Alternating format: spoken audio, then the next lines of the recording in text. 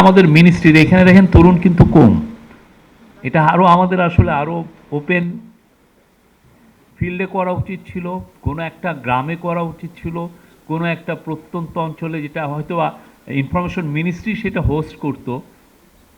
But আমাদের এইখানে সবাই কংগ্রেগেশনের মূল কারণ হচ্ছে আমরাও যেন তরুণদের মতো উদ্দীপ্ত হই। আমাদের মধ্যেও হয়তো এমন কিছু হয়েছে যেটা গত 15 বছর দেখেন আমরা কেউ কিন্তু নামলাম না।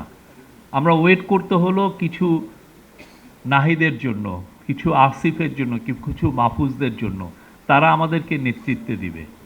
আমাদের যে অসিফাইড যে বুড়ো যে লিডারশিপ সেটা পারে নাই এই হাসিনার মতো একটা ভয়ঙ্কর একটা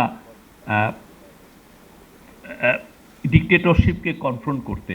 আমরা অনেকবার চেষ্টা করেছি, আপনাদের মনে আছে বারবার বড় বড় মিছিল হয়েছে নয়াপল্টনের সামনে বা পুরো ঢাকা জুড়ে, কিন্তু আমরা কেউ দাঁড়াতে পারিনি।